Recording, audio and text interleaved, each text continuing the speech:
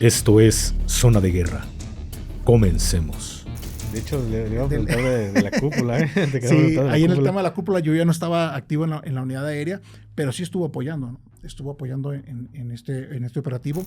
Yo creo que se dieron unas 3 horas, que todo el mundo estaba parapetado, de alguna manera, o se echaban la bolita y nadie quería recibirla, ¿no? La batuta de poder entrar, ¿no? El hacer el enfrentamiento directo. Un ruso, y amenazó con poner en el distrito de la corte y con a todos los oficiales que atendieran el reporte. De un cerro de enfrente nos estaban apuntando. Nomás miramos puntos rojos en la casa. Güey, traes ahí algo para abajo. Porque empezamos a ver, no era 1, ni 2, ni 3, ni 4. Eran varios puntos rojos y verdes. Esta unidad aérea estuvo con los fuertes de Tijuana, del Cerezo de Tijuana, de la Mesa, y en apoyo también a lo que es el Cerezo del Hongo. Y ¿saben qué? Se está incrementando el problema y de repente hasta abajo. Hasta tocamos piso, caímos dentro de la canalización del río Tijuana. La administración de Calderón, no es política, pero hubo mucho presupuesto para seguridad pública y volábamos mucho. Y estamos haciendo los ejercicios de rappel.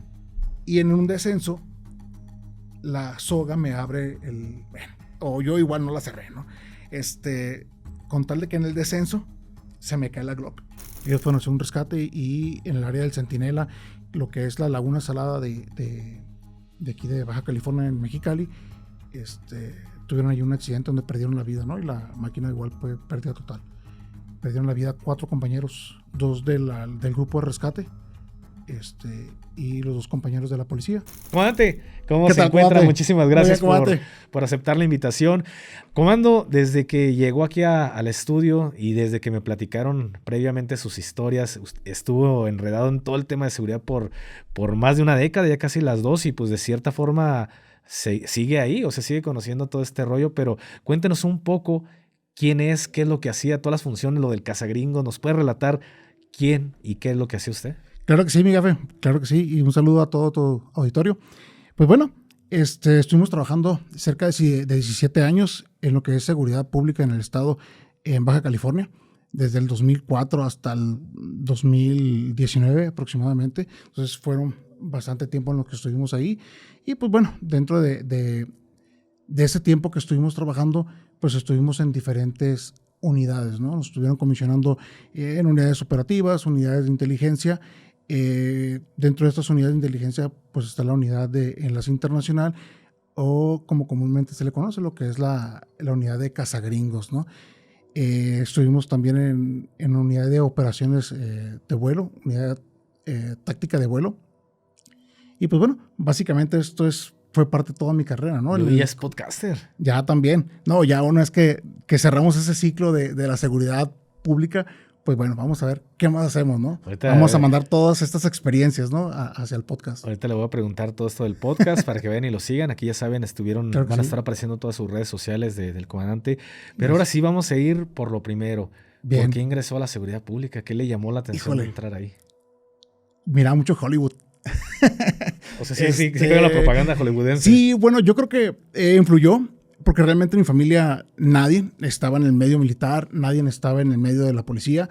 Cuando les dije, oye, quiero ingresar, no, estás loco. O sea, ¿por qué, no? O sea, si no, pues tu papá tiene un buen puesto en una maquiladora, tu hermano está estudiando para ingeniero, o sea, pues ¿por qué quieres ingresar a la policía? Nadie de la familia, ni tíos, ni primos, ni hermanos, o sea, nadie. Pues bueno, era una inquietud que yo tenía, que yo quería ser policía. Yo en aquel entonces quería ser policía de investigación. En ese entonces estaba cursando la universidad y trabajando también en una preparatoria. Cuando veo que se abre la vacante, dije, no, ¿sabes qué? O sea, ya, o sea, me voy a lanzar, voy a meter mis documentos y ver qué sucede. Metí mis documentos, llego al área de reclutamiento y creo que esto le pasó a muchos compañeros, ¿no? Llegamos y metimos documentos para lo que era en aquel entonces la policía ministerial Y lo mandaron de cocinero. Sí. casi no, a veces no nos informamos muy bien, ¿verdad? Sí, y pensamos que va para donde mismo, ¿le pasó o qué ocurrió? Pues lo que pasa es que cuando llegué a presentar mi solicitud, me dice la persona de reclutamiento, no, ¿por qué mejor no aplicas a la policía estatal? Y yo, ¿qué es eso? Realmente la policía estatal en ese entonces tenía 2 años de haber iniciado prácticamente. Era algo nuevo. Dice, no, es que la policía estatal pues tiene mucho fuero, realmente tiene mucho poder, no ocupas nada, así realmente nos lo plantearon, no ocupas nada para poder intervenir un vehículo, ¿no? O sea, si quieres intervenir un vehículo, pues lo paras, ¿no? Aparte, viene con mucho presupuesto, les van a dar MP5, les van a dar Six Hour, pues bueno, ¿no? A comparación de acá de la ministerial. De la ministerial, ¿no? La ministerial, pues realmente, pues ellos pues traen Berettas o traen algunas Colt, algunas Glock. Y pues bueno, realmente me vendió la idea, ¿no? De este lado dijo, no, es que ellos van a ser la policía del futuro, que la que van a tener unidades aéreas, apoyos, entrenamientos, etcétera. Pues bueno, me convenció en ese ratito, ¿no? Dejé mis documentos, me dieron cita para lo que es las psicometrías. Y pues bueno, acreditándolas, me dijeron, ¿sabes qué? Si eres candidato y te presentas, creo que fue en las fechas de mayo, te presentas en la academia. Que la academia en Baja California se acababa de iniciar también. Era un centro, un cerezo que no cumplía con los estándares porque hay mucha neblina. Entonces, realmente hicieron todo el perímetro, toda la barda, con sus centinelas, con sus torres, prácticamente todo eso. Ahí fue el centro de entrenamiento. Ok, ahí se empezaron a distraer. Ahí está. Entonces, realmente pues eran las bardas altas y todo, pero como no cumplía, pues bueno. Ya lo hicieron una academia estatal. Cruzamos nuestros 7 meses. ¿Qué tal fue? ¿Qué aprendió en estos 7 meses en la Policía del Estado? Híjole, fajina. No me diga eso. Sabemos que la fajina que es de cajón, ¿no? cajón, sí, esa no puede pasar, ¿no? Lo que es la fajina, el orden cerrado. Y para la gente que nos escucha, fajina sí. es hacer el aseo, ¿no? Sí. Cortar el pasto, o sea, fajinear es andar talachando, andar haciendo el aseo. Limpiar sobre lo limpio. Sí, exactamente, ¿no? Barrer sobre lo barrido. Claro. Prácticamente eso es.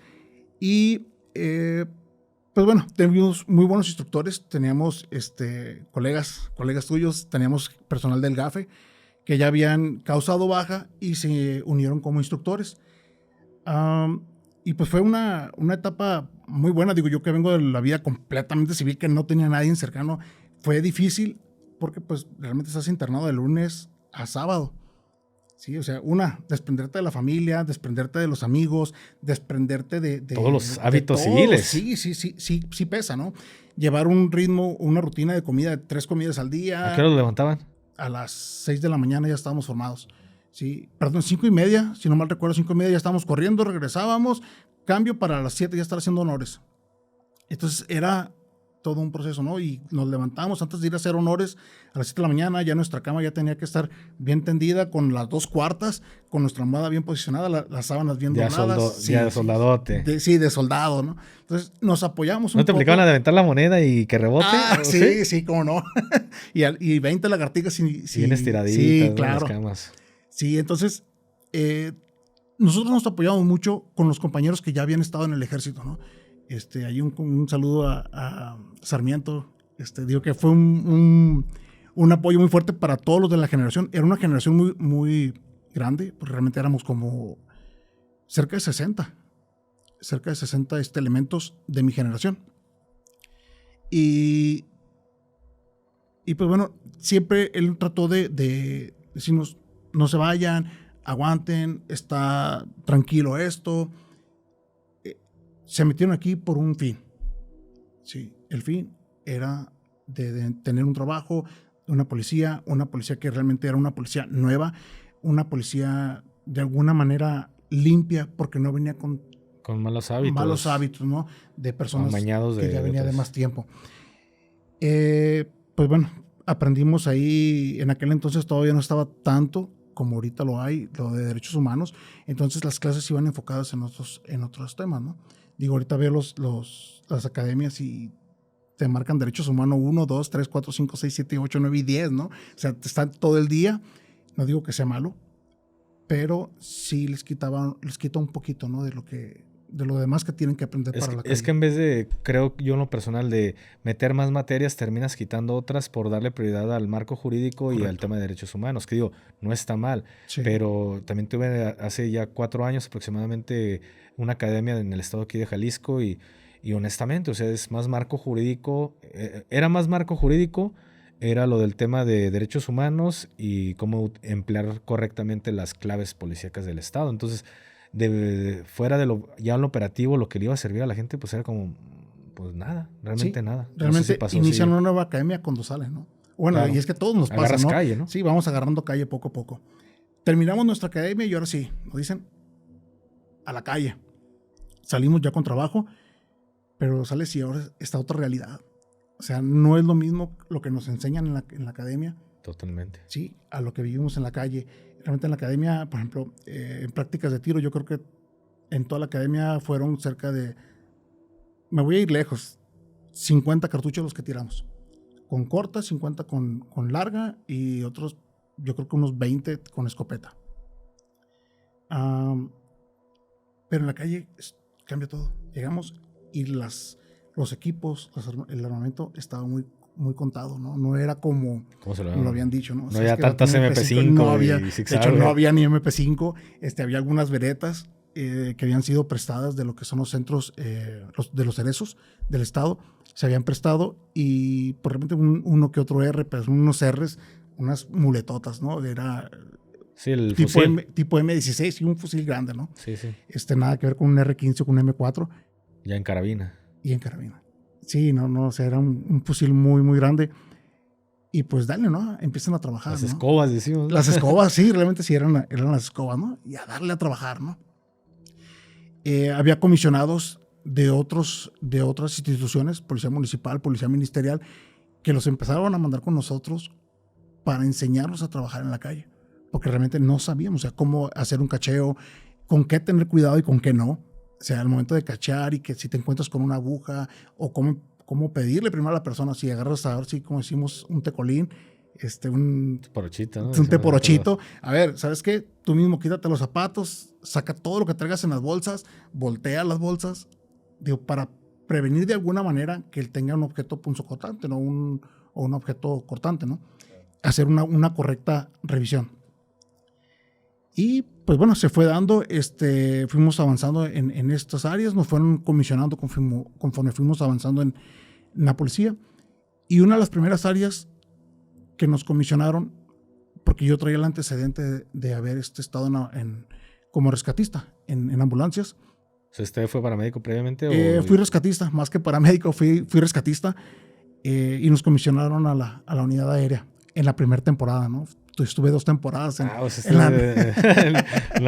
primera temporada, ¿no? Entonces, sí, primera temporada y pues estuvimos ahí en la unidad aérea. Pero era como rescate. No, hacíamos las 2 funciones prácticamente. Teníamos lo que eran las operaciones aéreas, policiales, patrullaje, supervisión de las unidades, o supervisión de la ciudad. En aquel entonces, estoy hablando cerca del 2008, pues no había drones, ¿no? Como ahorita digo, ahorita la practicidad del dron lo levantas, haces la supervisión de la zona o puedes incluso hasta darle seguimiento a un delito que se esté llevando en el momento. En aquel entonces no, o sea, tenemos que activarnos. ¿Y le dieron algún curso previo para subir a aeronave? No como tal. Prácticamente me dijeron, mira, esas son las argollas para que te ancles tú con tu mosquetón y tu slinga, ¿sí? Aquí te anclas, la alarma las pones acá, este es tu casco, el casco de vuelo, y dale, ¿no? Nos apoyamos en el mismo hangar donde estaba el helicóptero del estado, estaba el helicóptero de la policía municipal. Del equipo que tenían en aquel entonces, el equipo de personal, fueron los que nos apoyaron, ¿no? ¿Sabes qué? Pues hay que aprender a hacer nudos. Bueno, si ya conoces, pues bueno, vamos a practicarlos a hacer nudos. Sí, para anclarte, ¿no? Sí, tu línea para de vida. anclarme, sí, claro. Porque te dicen, ahí te anclas, pero ¿y qué? O sea, ¿de dónde o cómo, eso, no? Pues no es tu línea de vida ahí. Claro, y no teníamos equipos como los que hay ahora, ¿no? Ya hasta la segunda temporada que regresé, pues yo ya tenía mi mosquetón con ¿puedo marcas? Sí. Bueno, ya tenía mi Lanyard de Black Hawk, Petzl. Entonces ya tenía todo el equipo prefabricado para las diferentes operaciones. En la primera temporada, no, prácticamente. Ahí se va. Ahí se va, ¿no? Con Tienes cita de tenis. Ni mosquetón, ¿no? El de la ferretería, ¿no? Sí, Casi, claro, ¿no? tienes Sé, paracord, cabrón. dale con paracord, ¿no? Y ánclate. Entonces, el equipo de la Policía Municipal fue lo que nos empezó a apoyar en cómo operar, cómo bajarnos, cómo subirnos. También, en paz descanse, el capitán Jorge Gámez nos trajo, bueno, más bien me trajo porque fui de los primeros que se subieron a la unidad y me trajo chicoteado realmente, ¿no? ¿Sabes qué? No hay que pasar de aquí para la parte de atrás, tienes que empezar a supervisar a la gente cuando hagamos algún tipo de operación y tengamos que aterrizar fuera del ¿Qué vuelo del traían? aeropuerto. ¿Qué aeronave? Traíamos un MD 530. Hombre. Ese es el modelo de estas aeronaves. Digo, hay varios, tiene varias variantes, ¿no? El 500, el 530, ya con según las configuraciones, ¿no? Si son artillados, si no son artillados. ¿Usted lo traen artillado o no? No, el artillado era uno, ¿no? Empezamos a agarrar prácticas, ¿no? El buen capitán, en paz descanse, nos llevaba a los cerros y como práctica, ¿no? O sea, ¿sabes qué? A ver, ya miré un objetivo, ¿no? Por ejemplo, no sé, a lo mejor un matorral o algo que esté marcado, delimitado, una mancha de pasto, por ejemplo, y pues a ver, empezar a blanquear, ¿no? Y tirar de arriba para tener esa experiencia de poder tirar arriba, que no es lo mismo que tirar de abajo. Hay que tener mucho cuidado con las palas, o con los esquís. O sea, sí hay que tener, y aparte que los equipos o los fusiles había que tenerlos con cachamoscas, ¿no? Con los cachacascos, porque estos salen disparados y pueden igual pegar y dañar. En el rotor, ¿no? En el rotor, ya sea en el rotor trasero o en las palas, ¿no? En las principales. Sí, y prácticamente así fue como fuimos iniciando esta parte, ¿no? Aquí me gustaría hacer una pausa. ¿Usted cree que es lo más indicado que las unidades, porque desgraciadamente a la fecha, usted lo hizo me menciona, en el 2004, ¿no? A la fecha sigue ocurriendo lo mismo en adiestramiento, me refiero desde una academia del Estado, a veces unidades nuevas que ni siquiera pueden llegar a ser aeromóviles como tal, pasa lo que ocurrió con usted, que creo que lo más correcto sería pues darles un adiestramiento pues mínimo de lo que viene siendo operaciones aeromóviles y asalto aéreo. Así es. Pero sigue ocurriendo a la fecha. ¿Usted hoy en día cómo ve el tener que aprender todo sobre la marcha? Y muchas de las veces aprendemos mal porque lo aprendemos malamente. Sí. Y ahí es cuando después hay que corregir todos estos malos hábitos que venimos arrastrando cuando llega alguien que te dice, mira, te tienes que anclar de esta forma o tienes que hacer esto. Ahí es ya lo complicado quitar ya esos malos hábitos. ¿Qué opina al respecto de esto que ocurre en la policía? Híjole, ese es un buen punto. Digo, el tema de los malos hábitos es un factor muy importante, ¿no? Porque después quitarlos está bien difícil, ¿no? Aunque tengas a alguien con mucha experiencia, muchas veces uno cuando está joven y el ego de uno y dice, bueno, uno ignorante, ¿no? De joven, dice, no, pues ¿qué me va a enseñar, no? Si yo lo estoy haciendo y no me ha pasado nada, ¿no? Realmente sí es un tema de mucha relevancia. Hay zonas o hay áreas más bien en las que uno puede capacitarse porque no es tan costoso, ¿no? A mí me tocó pagar muchos cursos míos, donde yo miraba, pues un curso, por ejemplo, fuimos a Castro Valley, cerca de San Francisco, California, con este instructor, Jason Fala, de Redback One, con quien ahí sigo teniendo contacto. Y fue un curso de pistola y carabina táctica a nivel avanzado. Fue un curso de 2 días y tiramos cerca de 1,500 cartuchos entre ambas. Ni lo que aventó en todo 3, 4 años, yo ¿no? creo que en toda mi vida policial jamás había tirado tanto como en esos 2 días. Fue un curso que sí me pagué yo, fue un curso que, digo, la corporación nos dio autorización por ir y con la unidad de enlace nos apoyaron para poder cruzar, no tener las facilidades en la carretera. No cruzamos las armas, pero pues bueno, nos dieron una facilidad para poder asistir. Y uno aprende bastante, ¿no? Pero el punto es de que, por ejemplo, con unidades aeromóviles, los cursos son carísimos. Son carísimos, ¿no? Y más, porque hay muchas empresas que dan cursos de evacuación aeromédica o incluso de interacción con unidades aéreas, pero sin la unidad aérea. O con la unidad aérea estática, y no es lo mismo.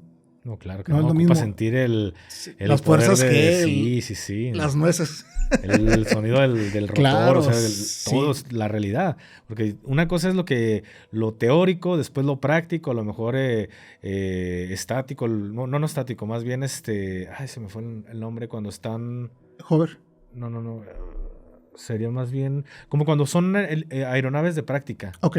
O sea, se me fue el nombre, pero no es lo mismo que bajes en una soga rápida a 10 metros y que pues no hay movimiento de la aeronave, no hay Claro. movimiento de la Por los soga, o sea, por vientos, los vientos. etcétera. No es lo mismo, o sea, no es lo mismo hacer aeromóviles en tierra que hacer aeromóviles, ahora sí como decíamos nosotros, porque hay algunas antigüedades que no les estaban dando el aeromóvil, les daban aeromóvil de piso, decíamos nosotros, que pues prácticamente eran con aeronaves de práctica que nada más era el puro fuselaje, pero muchos no hacían aeromóviles hasta que se iban a sus batallones, y pues no es lo mismo subirte a un helicóptero, y simplemente el abordar correctamente, que sientes el poder del viento, o sea, todo lo que implica el abordar realmente una aeronave, subir, descender, o sea, no es lo mismo. No, el clima, ¿no? O sea, no es lo mismo hacer un rappel o un descenso con soga rápida en un clima a 35 grados centígrados que hacerlo a, no sé, 5 grados centígrados, ¿no?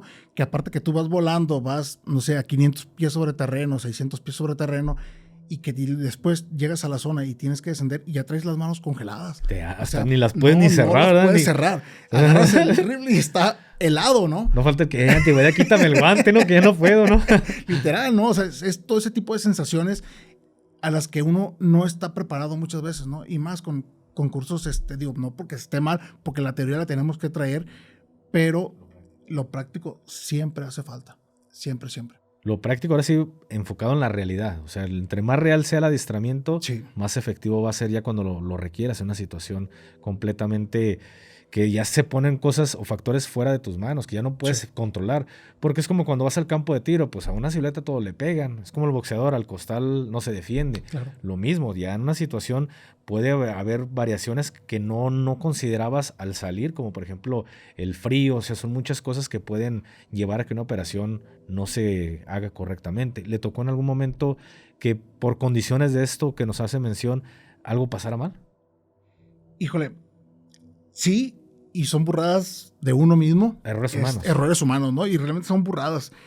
Me tocó hacer evacuaciones de pacientes y yo no anclarme.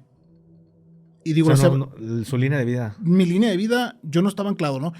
Te lo comento, las evacuaciones aeromédicas, nosotros las hacíamos, realmente iba la mitad del paciente dentro de la cabina y los pies, por ejemplo, de las rodillas hacia los pies iban la parte de afuera, porque la aeronave era muy chica, pero la necesidad era de hacer las evacuaciones, entonces la parte lesionada pues iba adentro, ¿no?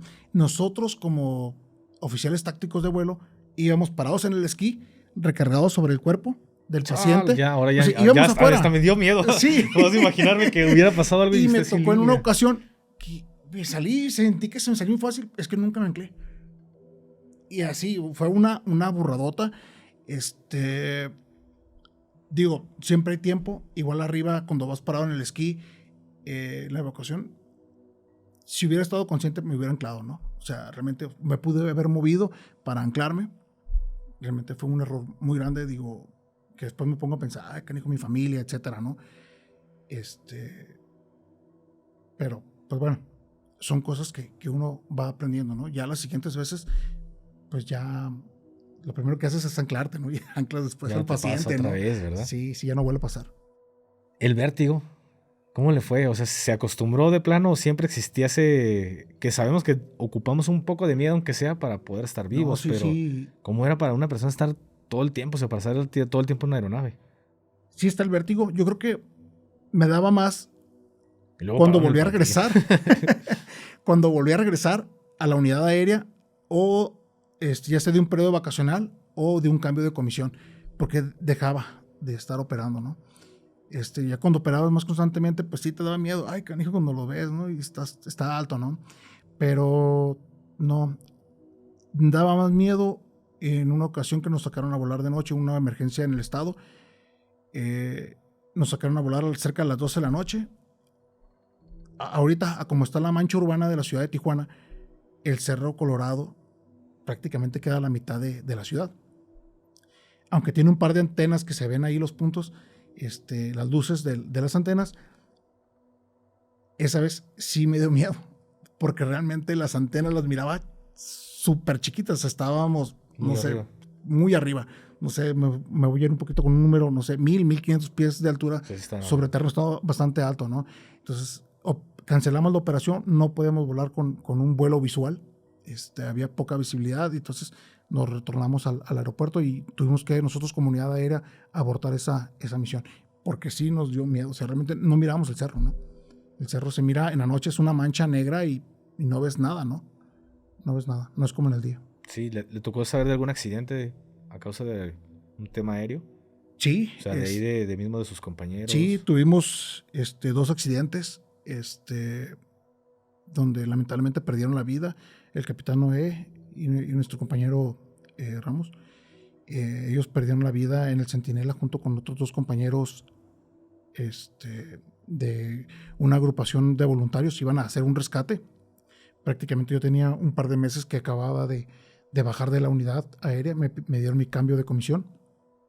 Ellos fueron a hacer un rescate y en el área del Centinela, lo que es la Laguna Salada de aquí de Baja California, en Mexicali, tuvieron ahí un accidente donde perdieron la vida, ¿no? Y la máquina igual fue pérdida total. Perdieron la vida 4 compañeros, 2 del grupo de rescate, y los 2 compañeros de la policía. Y tiempo más adelante también los que son los compañeros de la Policía Municipal de Tijuana, que estaban con nosotros en el mismo hangar, digo, eran diferentes dependencias, pero eran una misma hermandad, ¿no? Una misma amistad.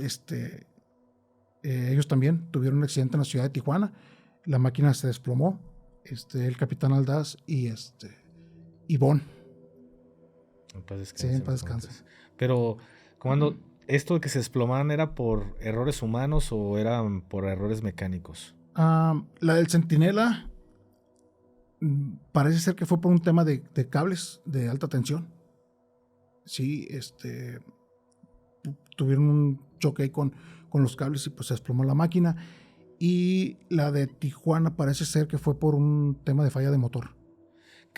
Es que le pregunto esto, comandante, porque a veces la gente piensa que los municipios, que los estados, que la federación te baja los recursos o te apoyan con los recursos como es. Sí. Y a veces la gente dice, pues es el ejército, por poner un ejemplo, ¿no? Es el ejército, ¿cómo le va a faltar X cosa?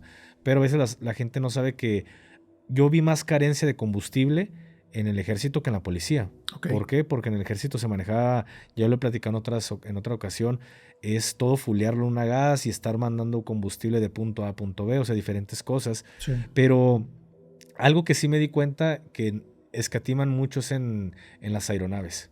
O sea, de repente sientes que la aeronave dices, güey, o sea, esta madre ya hasta a los oficiales les da miedo levantarla, porque te tocaba que los oficiales dicen, la neta, sí, pues ya no nos gusta, pero es la que tenemos de cargo y es lo que hay. ¿Pasaba esto en la seguridad pública?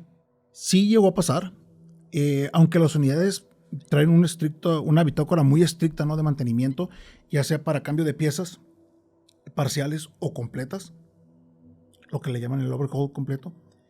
En el caso de nosotros o de la unidad del Estado, le hacían el mantenimiento en Estados Unidos. Era lo más cerca, ¿no?, que teníamos, ¿no?, un taller certificado, y ya nomás hacía la traducción de los certificados, ¿no?, aquí en México. Si no había presupuesto, no volábamos.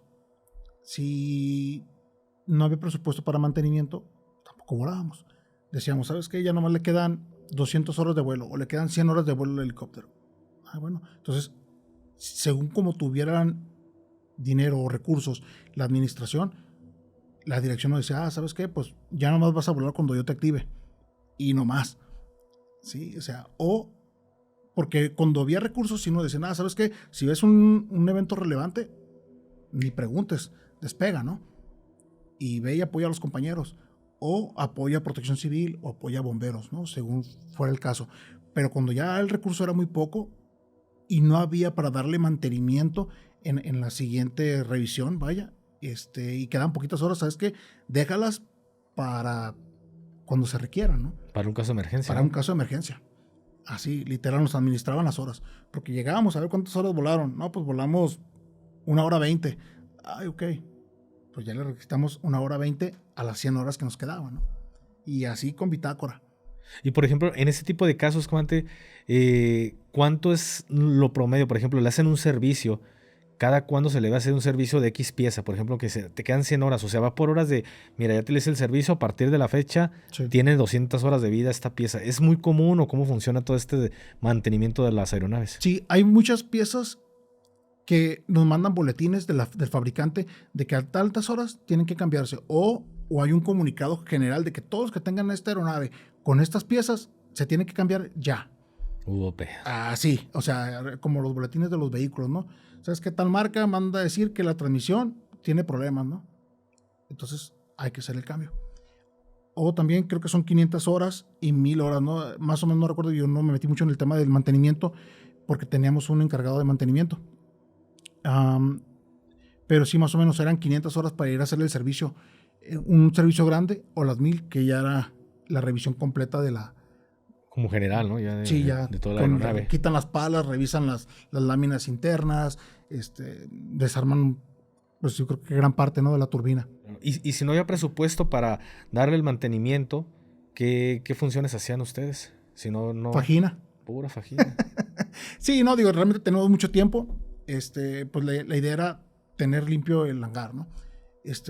Tenemos limpio el hangar. Si ya practicábamos un poco, ya sea de cuerdas, tenemos ahí nuestro pequeño gimnasio, le damos un poquito al gimnasio.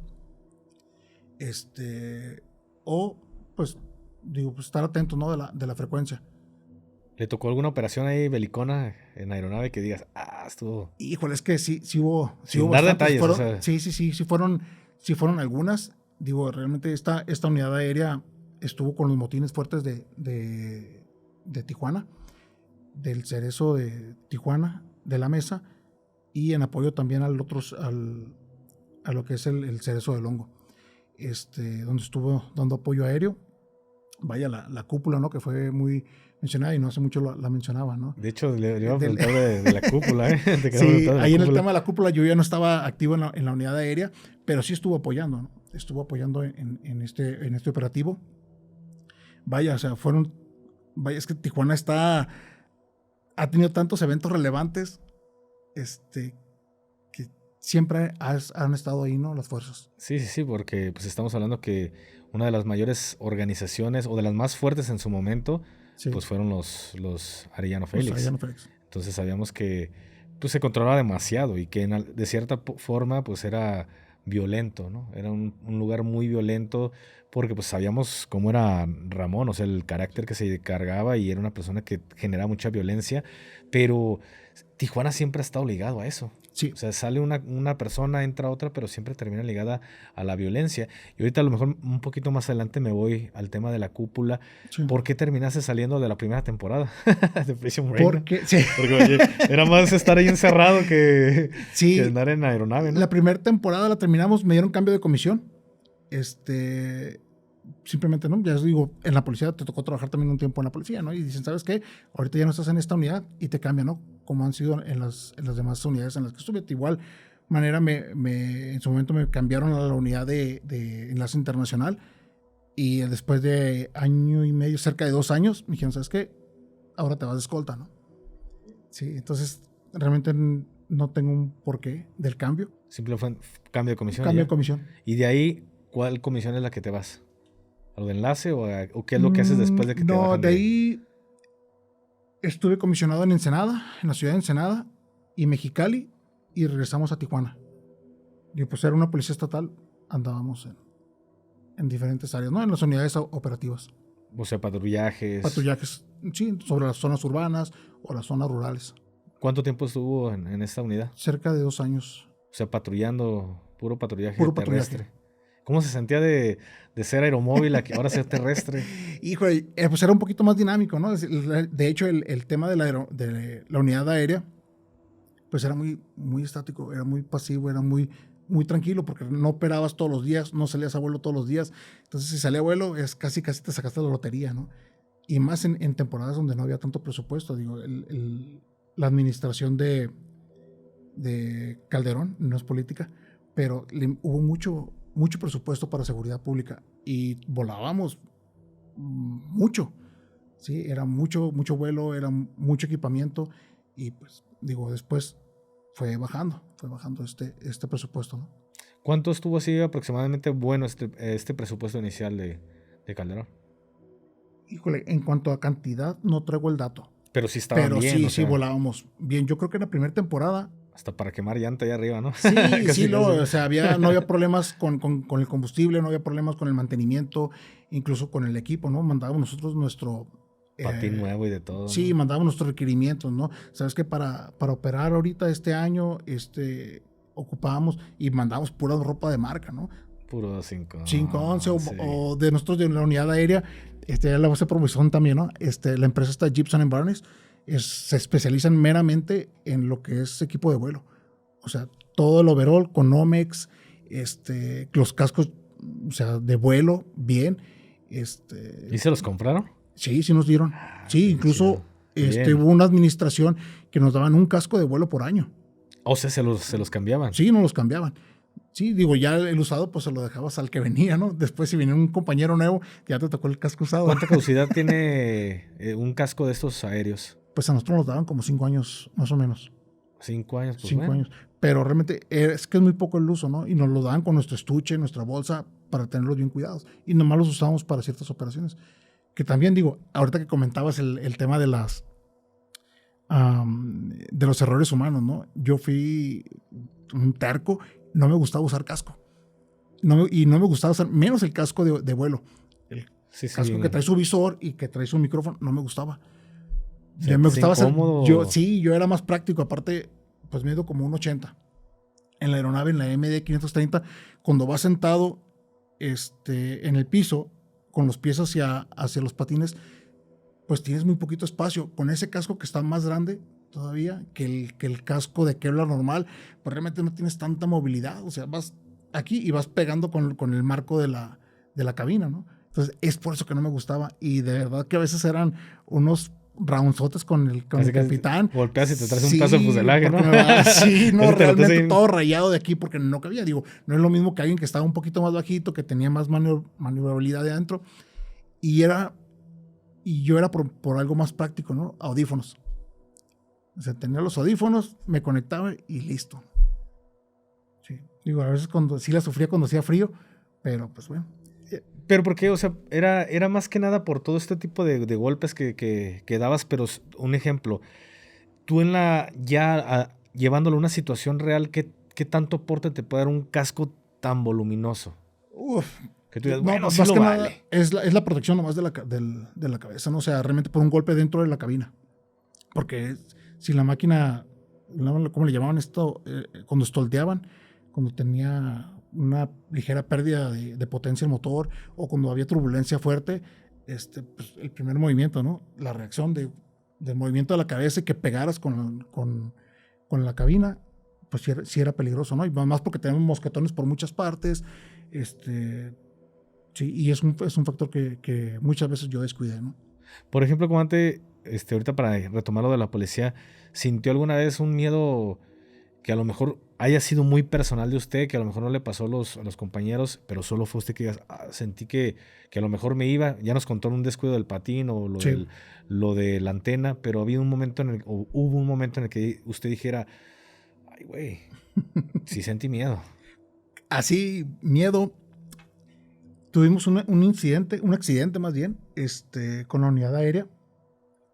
Despegando recién, en cuanto despegamos del aeropuerto de Tijuana, el aeropuerto está en la parte alta, en la meseta de Otay, o La Libertad. En cuanto despegamos de ahí, empezamos a adentrarnos a lo que es la zona río. Como locos se pueden poner todos los indicadores de la aeronave, ¿no? Y acá, hijo, mi compañero, íbamos de espaldas. Yo iba sentado atrás del capitán y él iba del otro lado, ¿no? De espaldas mías. Nomás era un piloto. Y ¿saben qué, muchachos? Tenemos un problema. Me voy a enfilar hacia la canalización del río, que en línea recta son como 2 kilómetros más o menos, ¿no? En línea recta. pido apoyo, no, dice, espérame. Y no dejaban de sonar, ¿no? Focos y el ruido que traíamos nosotros ahí en Se prendió el check-in, ¿no? Sí, todo, no todos los 20 focos que tiene para hacer bolito de Navidad. Y ¿saben qué? Se está incrementando el problema y de repente hasta abajo. Hasta tocamos piso, caímos dentro de la canalización del río Tijuana. Y pues sí, fue ¿Pero cuántos metros fue esa? Sí, se fue enfilando, pero yo creo que mínimo fueron 30 metros.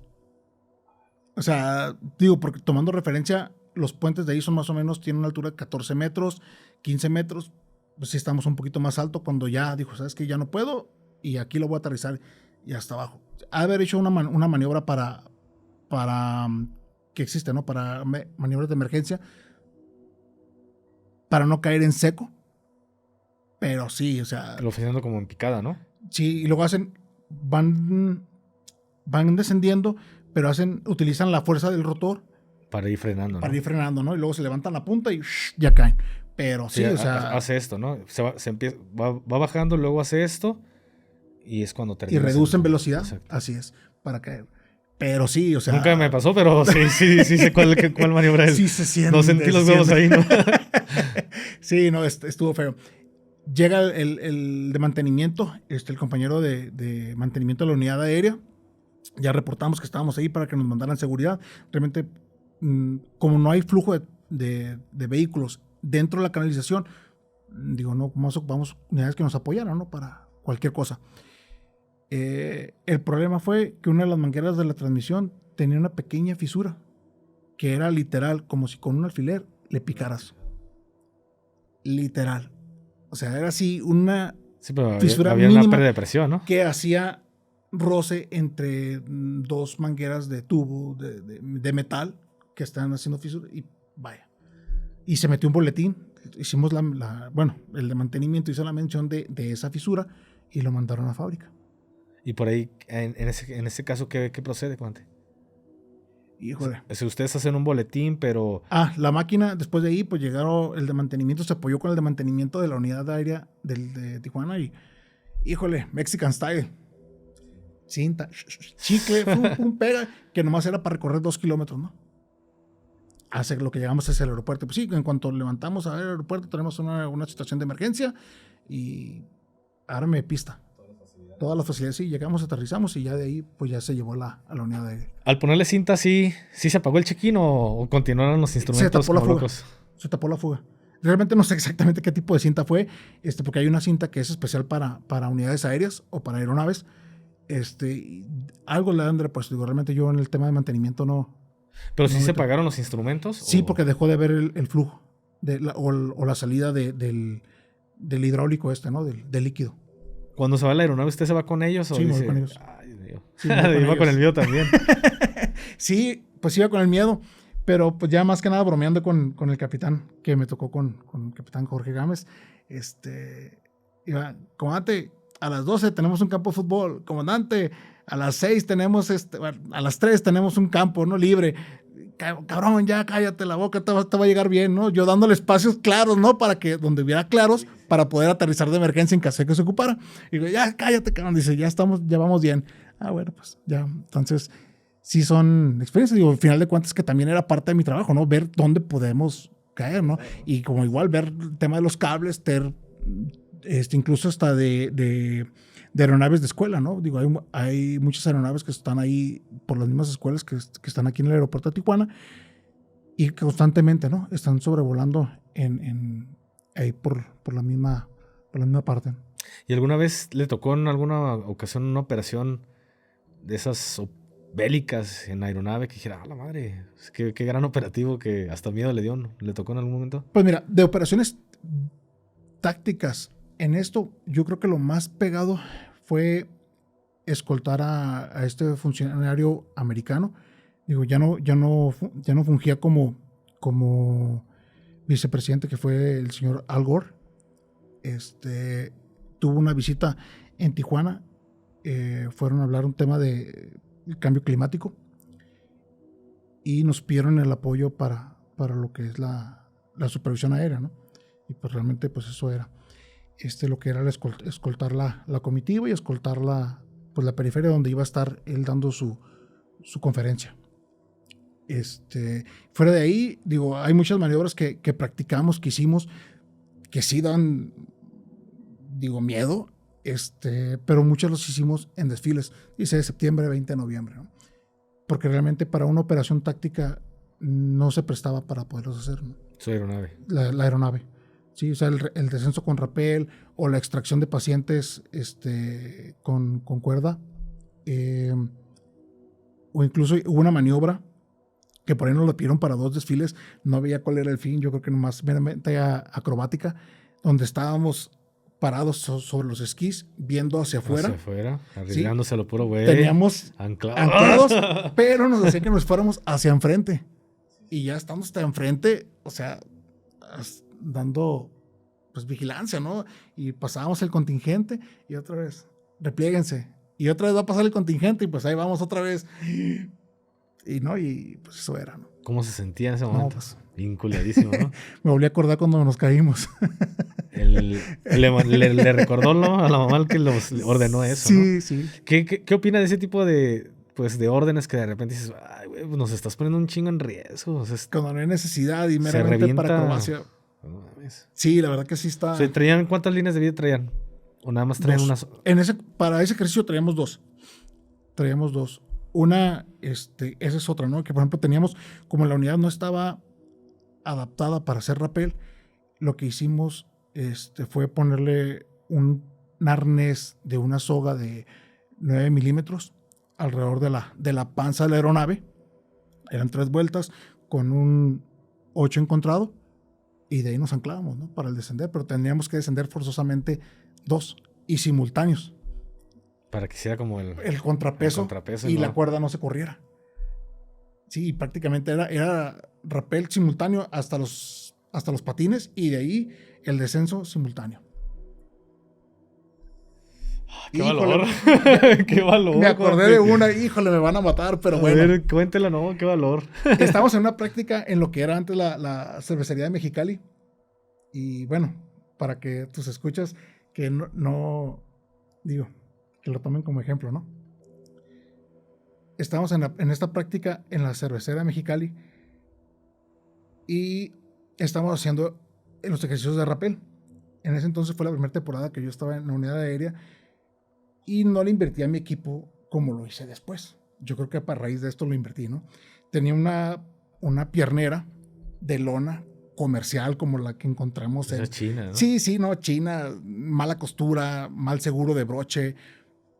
Y en un descenso, la soga me abre o yo igual no la cerré, ¿no? Con tal de que en el descenso se me cae la Glock. Y hay una foto que el comandante de la unidad aérea la tomó, fue justo en el momento, estaba la aeronave, estaba el elemento, o sea, yo haciendo el rappel, y estaba la pistola, y está el piso. La tomó así. Al momento. Pero no la traía su pistola no la traía con recuperador. No traía recuperador todavía en ese entonces. Y digo, la fornitura era pues de muy mala calidad, ¿no? También, o sea, porque incluso hay de otras marcas que aunque no la tengas con el seguro arriba, por ejemplo una Safari Land, pues no sale el arma, ¿no? Y yo creo que a raíz de esto, porque invertirse bien, ¿no? Sí, la verdad que no hay como invertirle porque también es parte de la seguridad de uno, ¿no? Digo, ¿y cómo se sentía cuando lo bajaron de Aeromóvil? O sea, se quedó con muchísimo equipo caro y no, el equipo pertenece a la unidad aérea, ¿no? O sea, no era como en el ejército, pues. Aunque sí me lo pude haber llevado, porque realmente lo tenía yo el resguardo, pero pues ¿para qué lo quiero, no? O sea, si no voy a seguir operando, ¿no? Entonces, se queda ahí en la unidad aérea, y para que la siguiente generación, los siguientes compañeros que llegaran ahí, pues le hicieran uso, ¿no? No le batallaran. Y cuando llega a patrullar, cuando que estuvo 2 años, ¿cómo fue anímicamente para usted todo este cambio, a cambiar, para la redundancia, cambiar al tema de pues, lo terrestre, que ya son diferentes actividades, sí, que se extraña pues estar allá arriba, ¿no? Andar tocando el cielo. ¿Cómo era para usted? Sí, está un poquito diferente porque incluso el patrullar en una ciudad y otra cambia. No es lo mismo como trabaja por ejemplo, el punchador o el el tirador de una colonia que el como tira el otro, ¿no? Los esconden de diferente manera, los preparan de diferente manera. Y sí cambia la dinámica. La gente de una ciudad cambia a diferencia de otras ciudades. Por ejemplo, dicen que en Ensenada la gente maneja muy tranquilo, muy despacio. Y en Tijuana es todo bien dinámico, todo el mundo desesperado. Aunque hay mucho tráfico, todo el mundo anda buscando por dónde subirse y meterse y moverse, ¿no? Sí cambia. Realmente pues tienes que empezar a conocer cómo trabajar en esa zona, ¿no? Y más como operábamos nosotros, que por lo general operábamos en grupos de 2 unidades. Y en este momento, comandante, que usted regresa bueno, o lo cambian, lo comisionan a otra área, o sea, más bien se le acaba la comisión. Sí. ¿Cómo era ser policía en Tijuana? O sea, sabíamos que era una ciudad demasiado violenta, lo sigue siendo, pero llegó a picos muy altos en ese sexenio. ¿Cómo era para ustedes el salir a patrullar las calles de la ciudad o las cercanías, brechas? No sé, ¿cómo era para ustedes darle? Sí era un estrés muy grande por todo lo que estaba pasando, ¿no? La ciudad en ese momento. Llegó al punto en que nos mandaban a dormir o a la zona militar o a la academia de policía, ¿no? Por cómo estaba la situación, ¿no? Desde que realmente no querían que tuviéramos problemas al momento de irnos a nuestro domicilio, ¿no? Así a ese grado llegaron. Era salir y ver bien con quién estás, coordinarte bien con tus compañeros, porque siempre salíamos en unidades de dos patrullas, 4 elementos. Y vaya, pues ahora sí que con la bendición, ¿no? Y darle, ¿no? ¿Cómo fue adaptarse? Porque es nuevamente agarrar quizá pues el callo, ¿no? Es volver a agarrarle poco a poco el ritmo a andar trabajando en la calle, porque sabemos que las personas van cambiando, los métodos van cambiando. ¿Fue difícil para usted el adaptarse nuevamente al patrullaje terrestre? Sí, fue un poco difícil, pero pues bueno, uno estaba hecho para eso, ¿no? Digo, ya habíamos trabajado anteriormente en la calle, pues bueno, darle otra vez, ¿no? No costó mucho trabajo. ¿Lo de la cúpula, comandante, le tocó cuando era aeromóvil o ya era terrestre? Era terrestre. ¿Nos puede relatar qué pasó? Le cuento un poco mi versión, sí, no la versión de la cúpula. Sí. Pues usted sabe que en ese sexenio muchas cosas se ocultaban, no decían en realidad, te hacían creer como que te decían las cosas como eran, pero ocultaban muchísimas cosas. Sí. Entonces, al menos aquí en Jalisco no nos enteramos de lo que ocurrió en la cúpula. Yo me voy enterando por mi cabo comandante de escuadra que me relató la historia de la cúpula. Yo he buscado información y antes de que yo sacara el video de la cúpula, pues ahora era un video, si acaso, de un noticiero, pero no había mucha información y creo que sigue sin haber mucha información de. Sí, así es. Entonces, usted sabe al menos de cierta forma una versión de lo que pasó. O sea, a mí me gusta tener varias versiones porque todas llevan mucha verdad dentro de ellas. ¿Usted sabe qué ocurrió con lo de la cúpula? Bueno, pues prácticamente lo que sé pues es que llegó un grupo, se trincheró de ahí y realmente para sacarlos fue todo un tema. Yo no estaba operando esos días, estaba de vacaciones, pero pues digo, realmente pues te enteras, ¿no? del tema, ¿no? Ya compartes la información con los compañeros y pues dale, ¿no? Sí duró bastante tiempo y fue en una zona, pues vaya, no estaba en la periferia, vaya, de la ciudad, ¿no? Que es como que una zona muy conflictiva. Entonces, realmente estaba en una parte muy céntrica de un nivel adquisitivo muy bueno y pues lo que vimos, ¿no? Que estaba cerca de escuelas donde había muchos niños y fue algo bastante que marcó la ciudad, ¿no? ¿Cuánto duró realmente ese enfrentamiento? Yo creo que sin temor a equivocarme, yo creo que es cerca de unas 3 horas. Yo creo que es cerca de unas 3 horas. Que todo el mundo estaba parapetado. De alguna manera o se echaban la bolita y nadie quería recibirla, ¿no? La batuta de poder entrar, ¿no? El hacer el enfrentamiento directo. Se hablaba de que hubo varias bajas de policías municipales, estatales, lesionados, militares. De bajas decesos no tengo el dato, pero sé que sí hubo lesionados de ese evento, de ese enfrentamiento. Y daños a las propiedades de alrededor, o sea, bastantes, ¿no? Por los mismos impactos. ¿Qué pasa cuando llegan? Mandan a fuerzas especiales, ¿no? Llegan fuerzas especiales, fuerzas del GAFE y son los que Llegan a reventar. para adentro. ¿Cómo era trabajar porque recuerdo que había un batallón ahí en Tijuana? Sí. ¿Cómo era estar trabajando con ellos? O sea, sí los veían operando muy común en la ciudad, o qué tan activos podrían haber estado ellos. Sí, se les miraba incluso patrullando solos o en coordinación con las famosas BOOM, ¿no? Con las bases de operaciones mixtas. Había soldado convencional y también grupos del GAFE operando con las diferentes autoridades, ¿no? Municipales, estatales, incluso había ocasiones en las que iba un ministerio público, ¿no? También ahí con estas bases. Y pues bueno, era el trabajo en equipo, ¿no? En ese tipo de operaciones, Guante, que coordinaban con esfuerzos con la seguridad pública y fuerzas federales, ¿le tocó en algún momento tener algún tipo de roce con militares por una situación quizá de egos? Yo creo que lo principal, digo, es algo que muy personal, ¿no? El tema de las boom, yo no he estado muy de acuerdo con el tema ese de operarlo así, en un convoy, ¿no?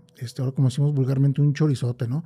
Que va una Hummer de Sedena, ahora defensa, va una unidad de la Policía Ministerial, una unidad de la Municipal, una de la Policía Estatal. Entonces, realmente van 4 o 5 vehículos. Factor sorpresa, se pierde completamente, ¿no? Sí había roces de egos o de mandos o de indicaciones que traían cada diferente grupo seguido, ¿no? No, es que no nos podemos meter a la casa. No, pues cómo no, pues ahí están tirando, ¿no? Ahí están vendiendo drogas o ahí se metió la persona. Es que no me voy a meter. Ah, pues no te metas, ¿no? O ¿sabes qué? Yo no voy a firmar el parte, pero cómo no, pues si tú te metiste, ¿no? Y era un roce constante entre todas las autoridades, ¿sí? Es que yo no lo voy a turnar porque pues yo no le encontré nada. Pero pues aquí estás viendo, porque la revisión se hizo en presencia de todos, ¿no? Entonces, ¿cómo que no vas a firmar el parte informativo en aquel entonces, ¿no? Digo, todavía no era IPH, ¿no? Pero IPH. Sí. Lo que cambió, ¿no? El famoso informe policial homologado. Así es. Sí, entonces, era mucho de estos roces, ¿no? ¿Le tocó alguna situación fuerte, algún enfrentamiento, algún operativo ya estando como terrestre, Juan? Sí, hubo uno, bueno, pues fueron varios, ¿no? En una zona ahí de Tijuana, con una intervención donde nos recibieron a tiros. Se pidió apoyo, llegó apoyo municipal, llegó todo lo que pudo de la corporación de nosotros, porque es una institución chica. El tema es cuando ya estaba todo controlado, porque tenían fierros de grueso calibre, de un cerro de enfrente nos estaban apuntando. Nomás miramos puntos rojos en la casa. Güey, traes ahí algo para abajo. Literal. Todos abajo de los carros, todos. Incluso hasta con los asegurados, ¿no? Porque empezamos a ver, no era 1, ni 2, ni 3, ni 4. Eran varios puntos rojos y verdes. Entonces, que ya nos estaban flanqueando desde otro lado. Y ya después de la adrenalina que se bajó, porque ya habíamos tenido un intercambio de disparos, digo, sale esta parte. Todos tendidos. ¿Sí les dispararon o no? No nos dispararon de allá de qué lado, pero ya tenemos todo seguro y todos al piso. Yo creo que ya no nos vieron porque sí estaba, yo creo que habrán sido que unos 200 metros de diferencia porque era la colina de enfrente. Entonces, sí era de noche, entonces sí fue un poquito más tenso, ¿no? Porque ya se había controlado toda una situación y fue en una época en la que se podía grabar más todavía. ¿Por qué? Por cómo se estaba dando la situación en ese entonces, ¿no? Fue en una época de los 2010, más o menos. ¿Usted cuándo siente que fue la peor época en Tijuana, de lo que usted estuvo en el servicio? Yo creo que de 2006 al 2010. Después calmó un poco y está repuntando otra vez. Digo, ya tiene un par de años que está repuntando, pero está repuntando. ¿Cómo era vivir para un ciudadano promedio, un ciudadano común? ¿Cómo era vivir en la ciudad de Tijuana? Bajo ese miedo, esas amenazas de constantes enfrentamientos o levantones. ¿Cómo era para las personas no metidas en la seguridad? Uh-huh. Híjole, mira, en un principio no era tan... ¿Cómo puedo explicarlo? Ok, en un principio los enfrentamientos eran policía contra el otro bando. Cuando les empieza, y eran muy certeros, realmente eran muy buenos tiradores, eran muy buenos gatilleros. O sea, realmente, y mirabas, ¿no? Las noticias o cuando ibas a atender el reporte, que agrupaban súper bien y con armas automáticas. ¿Qué pasa? Cuando los empiezan a detener, empieza a haber detenciones de esas cabecillas o de esos líderes, de esos grupos, empiezan a agarrar gente que no trae preparación y empieza a haber daño colateral. Entonces, Reclutamiento forzado. Sí, o sea, ya cuando empiezan a tirar y que empiezan a tirar hacia todos lados, es cuando acá y la gente empezó a tener miedo, porque de repente ya le pegaron empezó a subir el nivel de miedo, ¿no? Porque el miedo siempre ha existido, pero ya le pegaron a la señora que iba caminando, ya le pegaron también a un niño, o ya le pegaron a X, ¿no? Al señor que atiende la barrotes o algo, ¿no? Cuando ellos no eran los objetivos, el objetivo era él, y muchas veces el objetivo salía ileso, ¿no? Y los colaterales eran los que salían más afectados todavía, ¿no? Entonces es ahí cuando dicen, acá digo, no, pues ya Tijuana no es nada segura, ¿no? Porque antes decían, no, pues están tirando, pero entre ellos, ¿no? Y de este lado, pues no nos pasa nada, ¿no? Y para un oficial de policía, ¿cómo era vivir en Tijuana pues sí, eres estrés a todo momento, ¿no? O sea, una gran ventaja que yo veo, que en aquel entonces no teníamos estos dispositivos tan malos, ¿no? Realmente eran pues, teléfonos con no tantas funciones, vaya.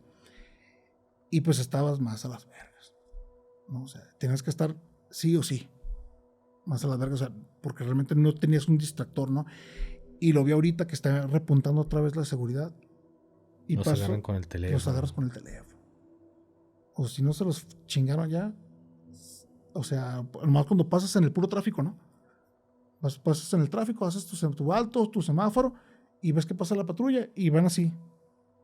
Todo el mundo va así. Incluso hasta que va manejando, ¿no? Y todos en el teléfono. Entonces, digo, es un mal, ¿no? Un mal muy grande que tenemos ahorita, ¿no? El teléfono. Y para ustedes, el salir de su corporación, irse a su casa, ser un oficial de policía del estado en un sexenio tan caliente, sí. ¿No había miedo esos levantones de que de repente empezaran a levantar policías para...? Sí hubo. Y sí hubo casos en los que levantaron a compañeros o les pegaron de la municipal, del estado, incluso federales, que les pegaron estando en su domicilio o en camino a su domicilio, ¿no? Los iban poniendo cola, ¿no? De momento de salir de aquí del trabajo y a cuadras de llegar o ya llegando, ahí los agarraban, ¿no? Y si es un miedo latente, de alguna manera la institución te apoyaba y te decía, bueno, llévate el arma de cargo. Cuando se podía. Y ahora, en la actualidad que todo eso se dejó de poder, que cada vez es más complicado, ya inclusive hasta hacer tu trabajo uniformado, ahora es salir desarmado de la corporación. ¿Cómo es en la actualidad ser policía? Pues son los compañeros con los que sigo teniendo comunicación, sí está difícil. Digo, hay en los casos en los que por una detención relevante, pues les dejan el equipo, ¿no? O sea, es que llévatelo. O si es dependiendo, los cambian de ciudad, ¿no? O sea, es que pues ahora estás trabajando en Tijuana, te voy a cambiar a trabajar a Mexicali o te voy a cambiar a trabajar a Ensenada, ¿no? Para romper un poquito esa rutina, romper un poquito ese esquema y darle seguridad de alguna manera, ¿no? A lo mejor la institución lo apoya ahí con algunos gastos para el cambio de domicilio temporal, en lo que ven cómo se maneja la situación, cómo está el ambiente y ya después lo retornan, ¿no? O sea, si hay un apoyo de mandarlo a otra corporación municipal. ¿Sí tienen ese apoyo mutuo? O dentro de la misma corporación estatal, ¿no? O lo pueden cambiar bueno, aquí estamos hablando del estado. Sí, del estado en este caso, ¿no? ¿Los municipales se chingan o se siguen ahí o cómo? Sí, creo que sí, aquí con mis camaradas del municipio sí, nomás los pueden cambiar de un sector a otro, ¿no?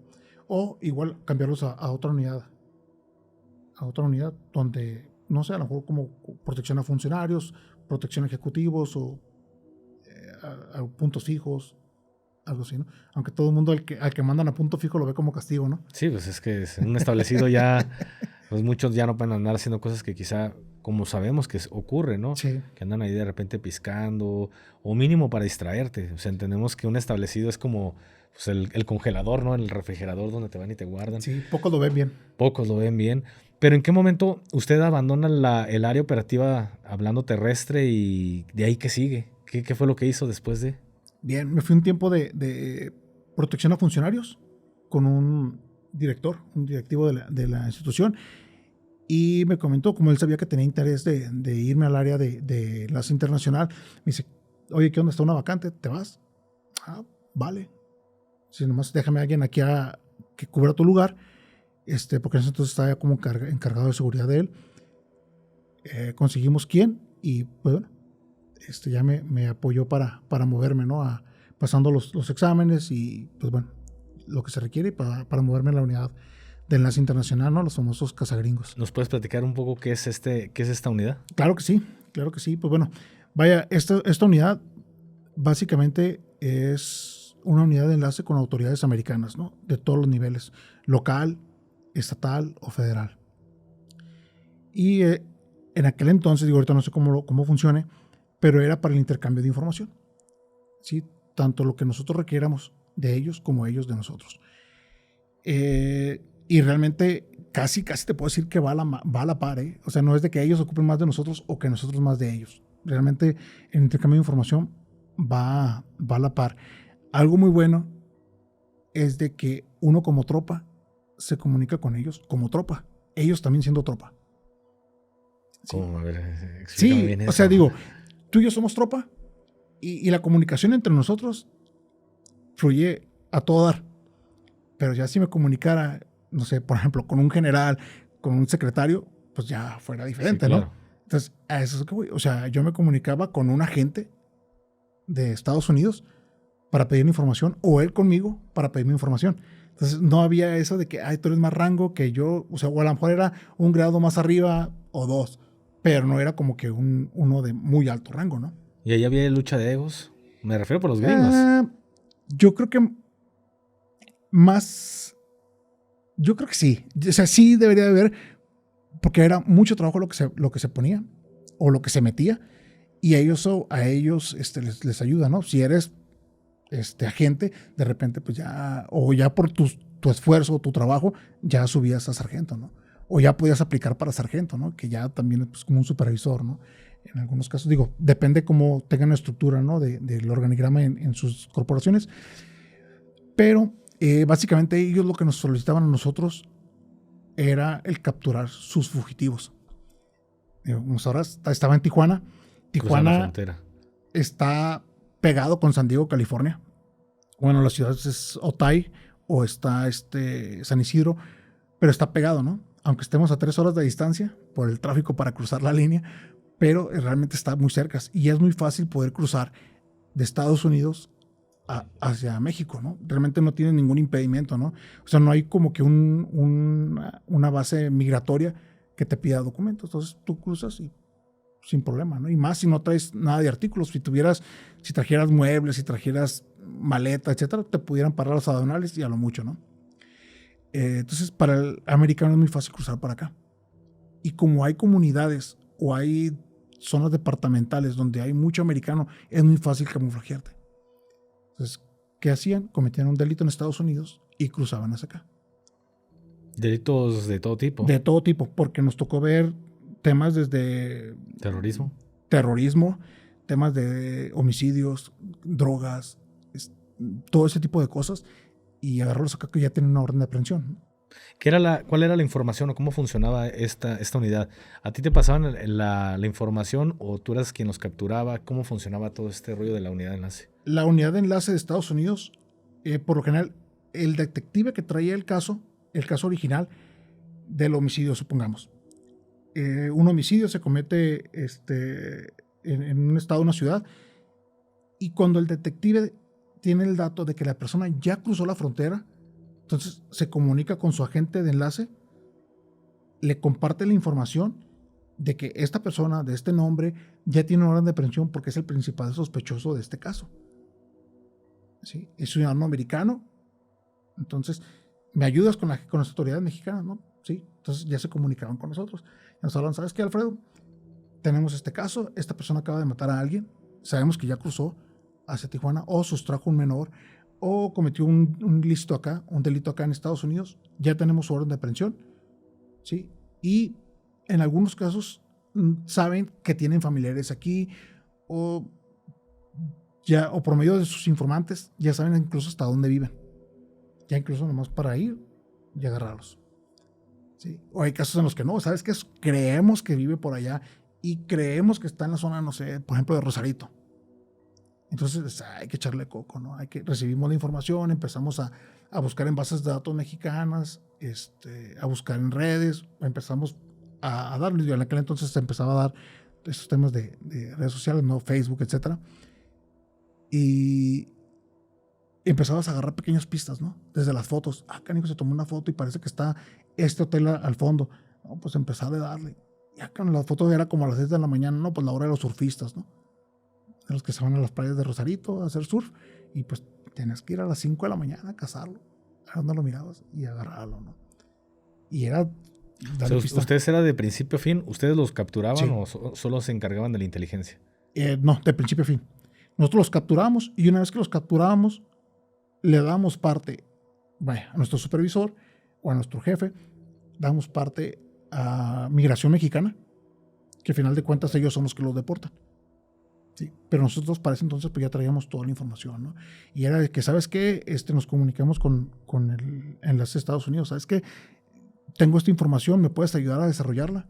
O ¿sabes qué? Creo que esta persona es pariente de él, ¿me puedes ayudar a confirmar? No, pues ¿sabes qué? Sí. Y yo tengo esta dirección registrada porque la tiene registrada en el trámite de su visa, por ejemplo.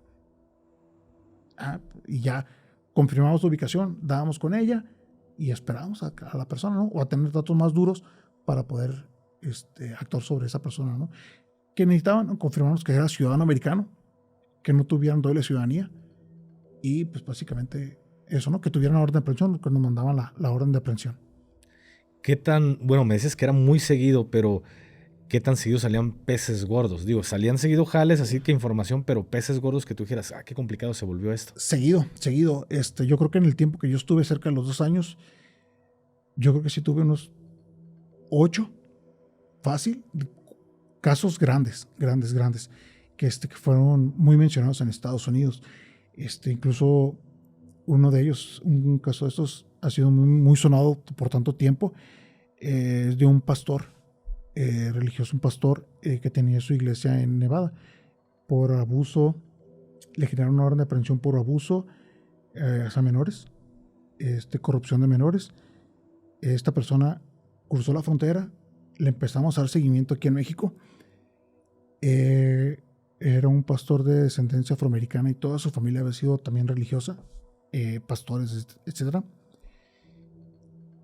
Cuando ya tuvimos los datos, porque sí trabajamos bastante este caso, él estaba ofreciendo un servicio en una iglesia en México. Estaba en la zona norte, que es una de las zonas más calientes de Tijuana, o pues sí, vaya, de las zonas más calientes donde está la famosa comida china, están todos estos centros donde están las colegialas, se mueve todo ese tipo de vicios, drogas, armas, etcétera, ¿no?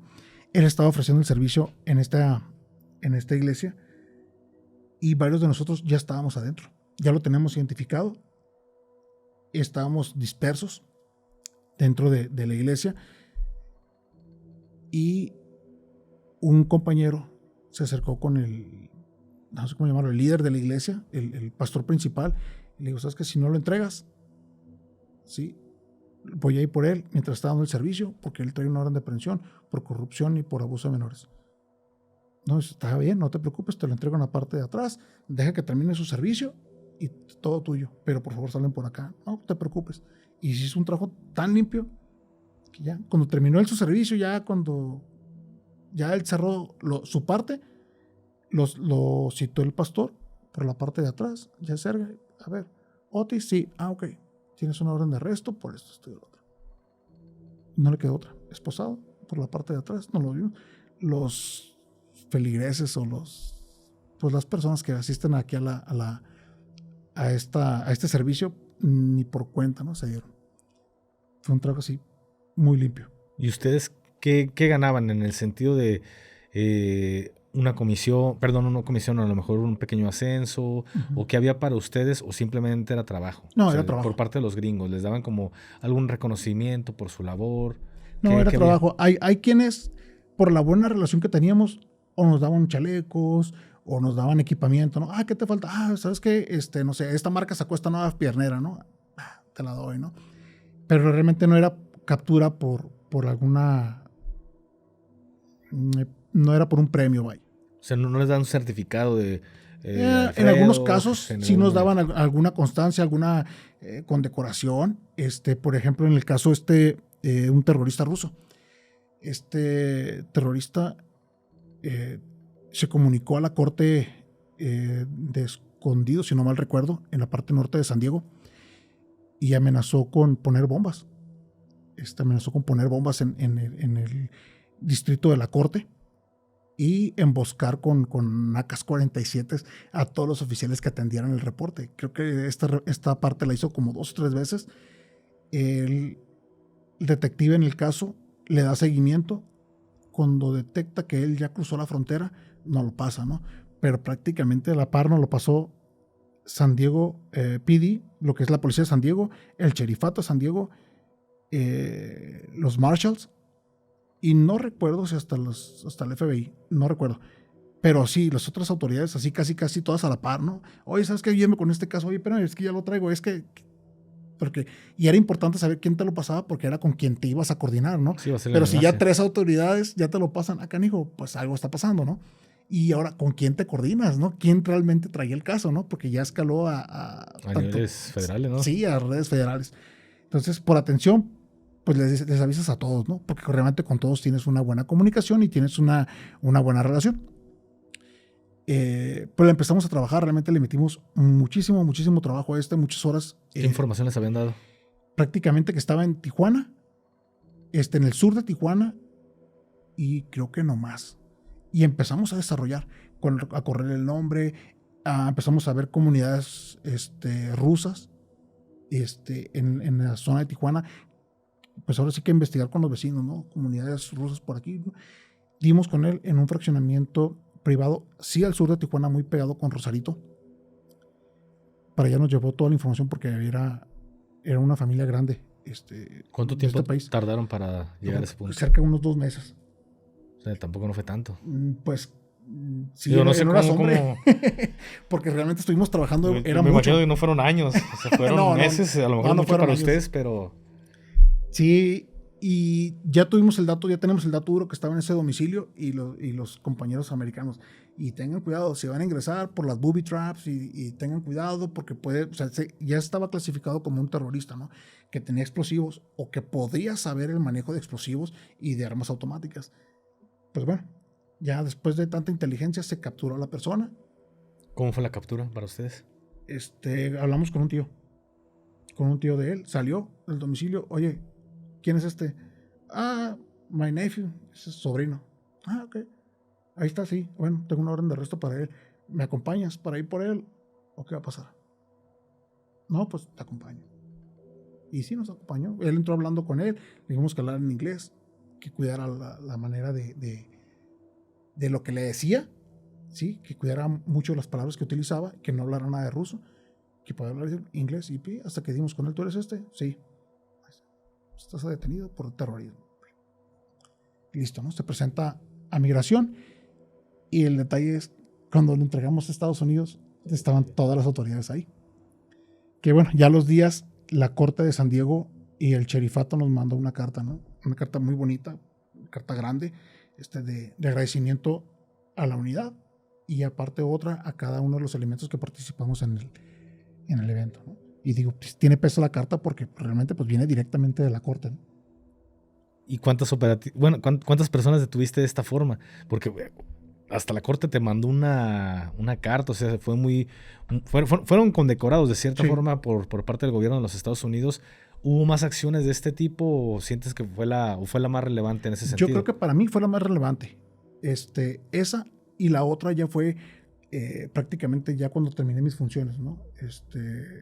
Por parte de la Policía de Caminos, me dio una placa de reconocimiento como el oficial del año 2018-2019 por la coordinación que tuve yo con ellos en esos años. Entonces, yo creo que esas dos fueron de las que más peso tienen.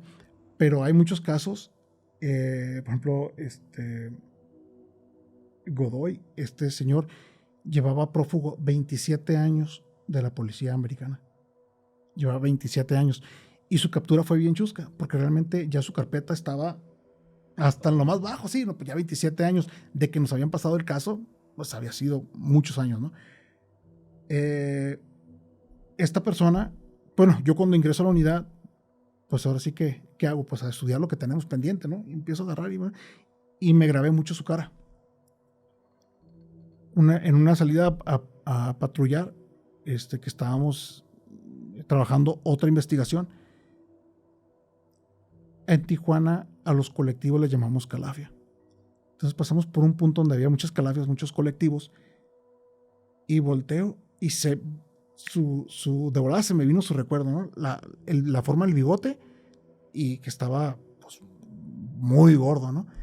Y le dije a mi compañero, ¿sabes qué? Espérate. Y nos orillamos adelante. Le digo, ¿sabes qué? Ahorita se me hace que acabo de ver a este güey que estaba en las carpetas. ¿A quién? Pues no sé, un güey de los de mero bajo, o sea, un güey gordo y sé que traía depresión y lo acabo de ver aquí atrás. Acá, ¿dónde? Aquí donde están las calafias. Pues nos regresamos, lo agarramos. Y dice, ¿cuál de todos? Pues ya lo agarré, lo esposé y lo mantuve ahí porque si era mucha gente.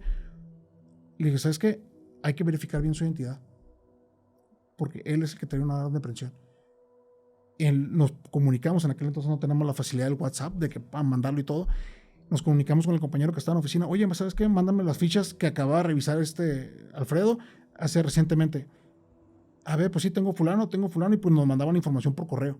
A ver, y ¿sabes qué? Ahí está, Ira. Es este güey.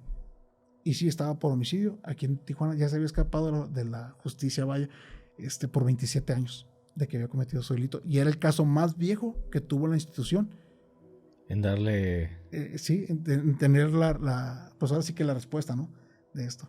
¿Y qué te dieron a ti? O sea, ¿cómo fue resolviste un caso de 26 años ya de antigüedad? O sea, ¿qué pasó para ti? Híjole, no, para mí nada. Pero sí para la institución, ¿no? O sea, sí llegó un reconocimiento para la institución de que se obtuvo pues, una respuesta de un homicidio que no había sido esclarecido por 27 años, ¿no?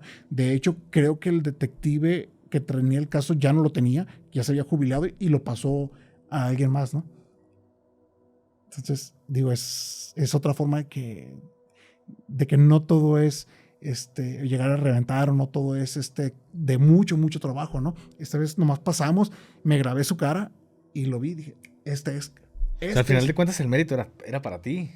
Sí, digo, pero eso es un trabajo en equipo, ¿no? Sí, claro. Pero entonces, a veces los trabajos en equipo se lo quedan los que están hasta arriba, ¿no? Que ni siquiera en el rollo es más, ni siquiera enterados que había un caso de 26 años y la chinga, pues bueno, me tomo la foto, ¿no? Claro. Pero está cabrón. Ya salieron la foto en la firma y vámonos. ¿Cuál consideras que fue tu operativo más difícil? Que tú dijeras, estuvo súper complicado todo el tema de inteligencia dentro de esta unidad de los cazagringos.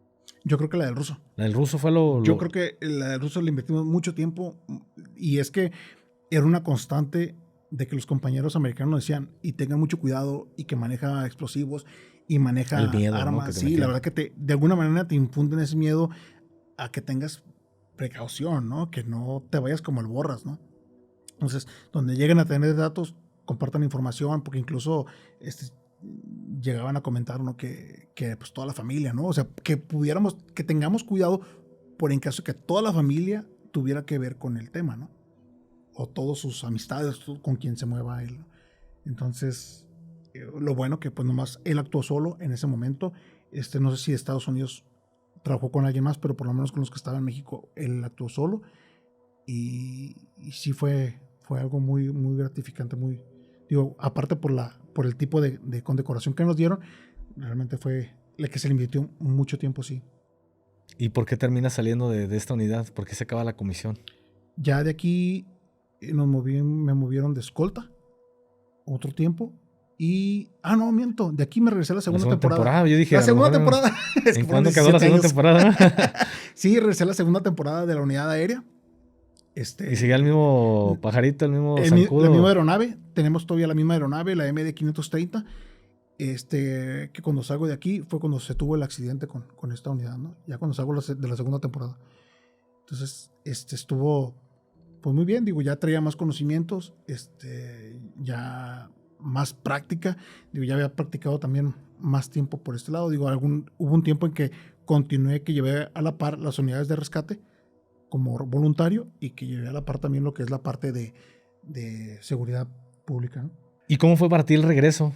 ¿Cómo fue para ti el regreso a esta unidad después de, pues ya tus añitos y luego regresar, sentirte como quizá nuevamente en casa o que, pues era algo que tú ya conocías, que siempre va a haber el nervio como, a pesar de que ya estuviste mucho tiempo ahí, pero es como regresar, ser el nuevo, por así decirlo otra vez, aunque va a haber el respeto de, ya fue antiguo, ya tiene tiempo, pero tú sí te sientes como el Sí, nuevo. el nuevo, sí, no, pues llegas otra vez a incorporarte, ¿no? Porque ya eran otros compañeros que no estaban al principio. Era un capitán con el que no había trabajado y, pues bueno, acoplarme, ¿no?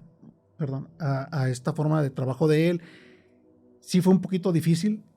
Él tenía poco de haber salido de las Fuerzas Armadas, es FAM,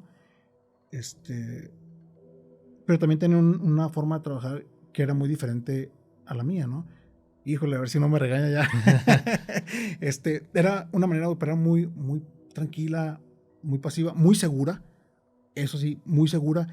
Y, híjole, yo venía con toda la adrenalina del Sí, de acá otro piloto, casa, ¿no? Que casa acá gringos sí, y luego de la sí. primera temporada y luego patrullando vienes Sí, con aquí la todo. verdad que eran, o sea, era ampliar todavía la seguridad que nos exigía la unidad aérea, ¿no?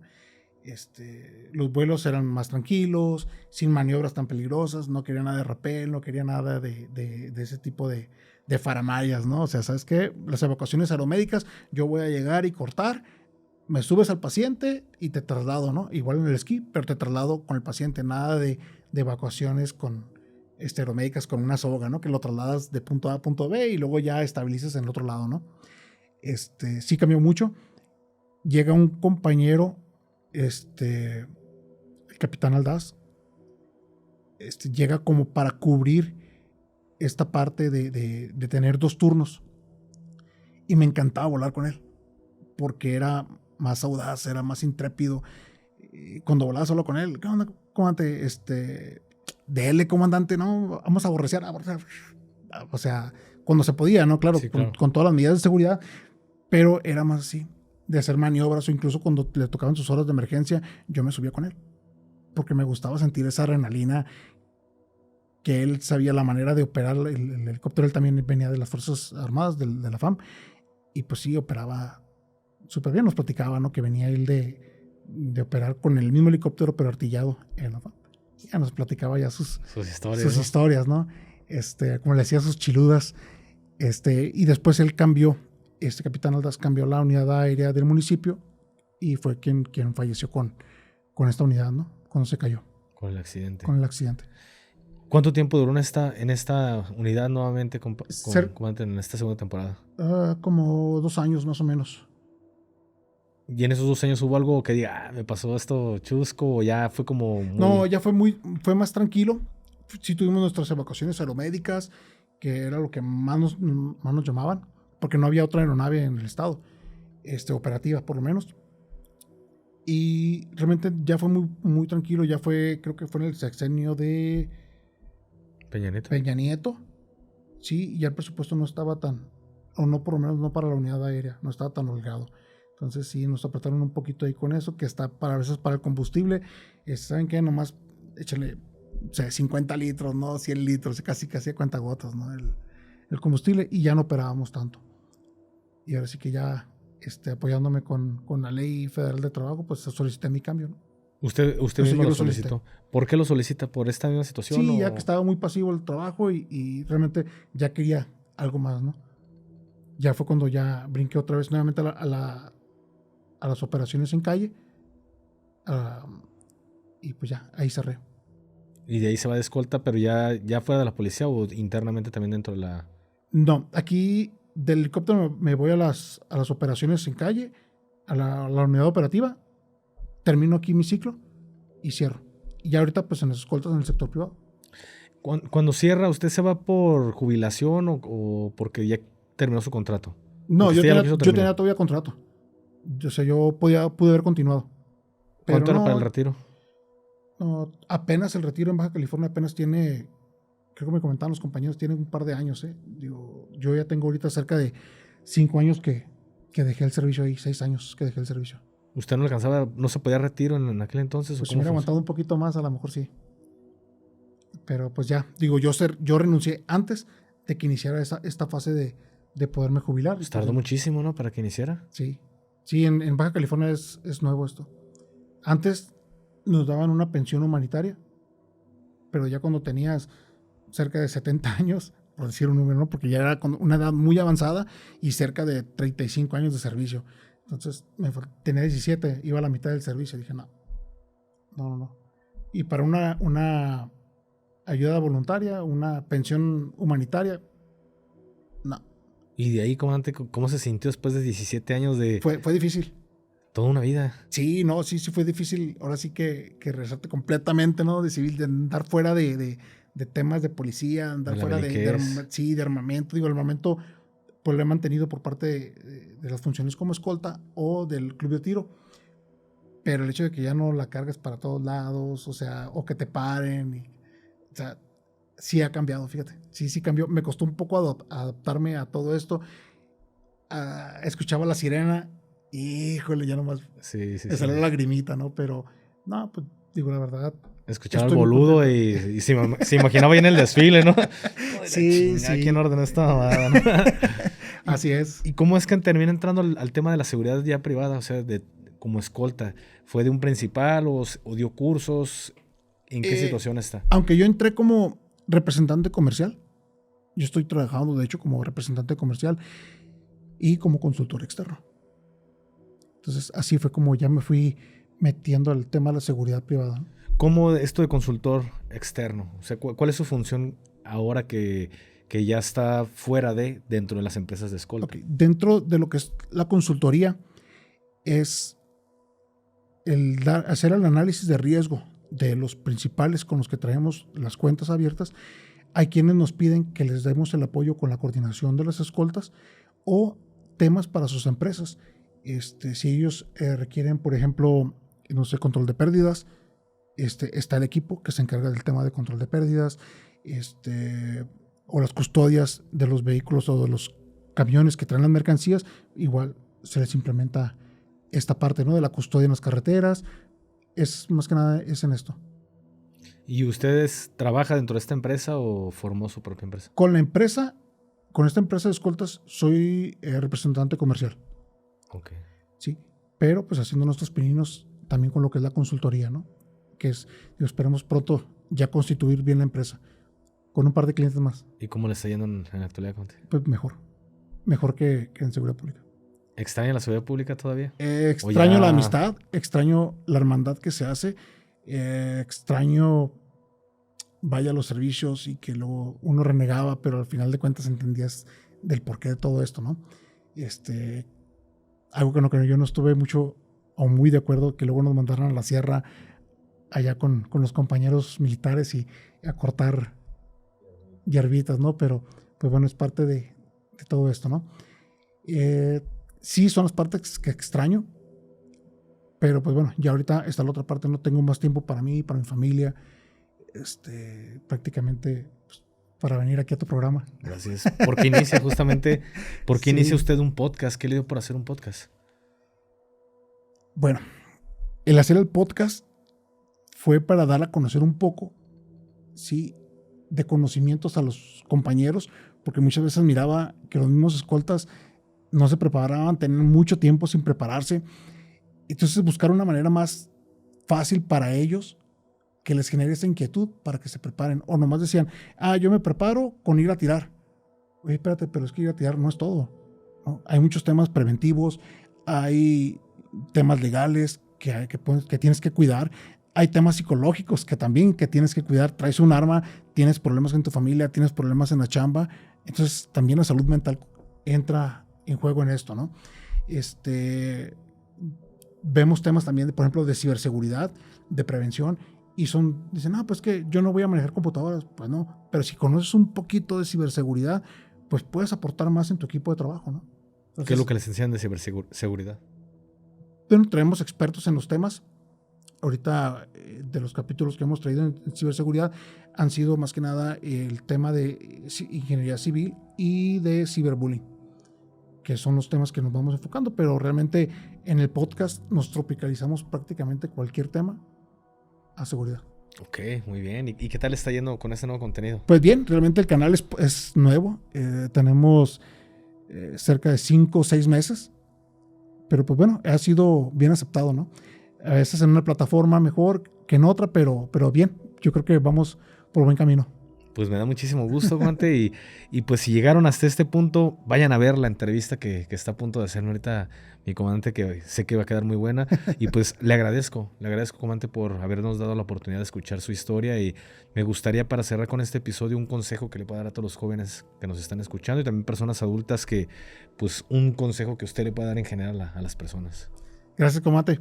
Yo creo que un consejo es prepárense, pero con esa humildad, ¿sí? De que yo no tengo más conocimientos que todos los demás. O sea que prepárense y vayan abiertos, lo que me funcione, lo aplico, lo que no me funcione, pues bueno, ya practiqué y lo hago a un lado. Porque realmente en una situación de estrés, en una situación de riesgo, siempre nos vamos a los principios, ¿no? Siempre agarramos lo básico. Pues muchísimas gracias, comandante. Por haberle caído aquí, y gracias a todos ustedes por haber llegado hasta este punto. Nos vemos en un siguiente episodio de Zona de Guerra. Ya saben, todas las redes sociales del invitado estuvieron apareciendo a lo largo de este video y también están ancladas en la caja de descripción. Se despide su amigo, el Gafe 423. Gracias.